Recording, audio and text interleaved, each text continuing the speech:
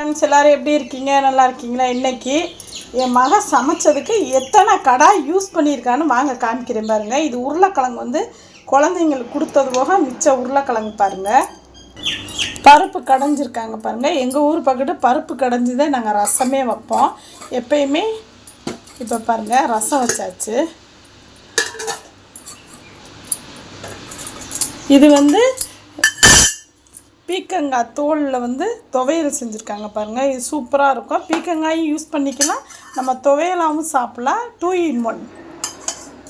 இப்போ சாதம் வந்து காலையிலேயே வடித்தாச்சு. குழந்தைங்க கொடுத்து விட்டு எங்களுக்கு மத்தியானத்துக்கு இருக்குது. மேக்ஸிமம் வந்து நாங்கள் காலையிலேயே நாங்கள் சமையல்லாம் செஞ்சுருவோம். இது சிறுகீரை வந்து சுகர் பேஷண்ட்டு, கிட்னி பிரச்சனை இருக்கவங்க இந்த சிறுகீரையை சாப்பிட்டா ரொம்ப சூப்பராக இருக்கும். இப்போ வந்து இவ்வளோ சமைச்சதுக்கு எத்தனை கடாய் யூஸ் பண்ணியிருக்காங்கன்னு பாருங்கள். ஒரு கடாய் பாருங்கள். ரெண்டாவது கடாய் காமிக்கிறேன். இது ரெண்டாவது கடாய் பாருங்கள்.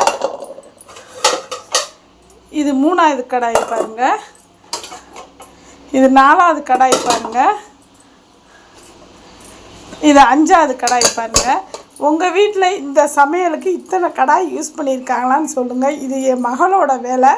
5 கடாய் யூஸ் பண்ணி ஒரு குக்கர் யூஸ் பண்ணி இப்போ நான் இவ்வளோ பாத்திரம் விலக்கி வச்சுருக்கேன் பாருங்கள். பாத்திரம் சிங்கில் கிடக்கு, இன்னும் க்ளீன் பண்ணணும் பாருங்கள் எத்தனை கடாயின்னு. ஓகே ஃப்ரெண்ட்ஸ், எங்கள் சேனல் பிடிச்சிருந்தா சப்ஸ்கிரைப் பண்ணுங்கள், லைக் பண்ணுங்கள், பெல் ஐக்கானை கிளிக் பண்ணுங்கள். இப்போ இந்த கடாய் பூரா நான் வாஷ் பண்ணி வச்சுருக்கேன் பாருங்கள்.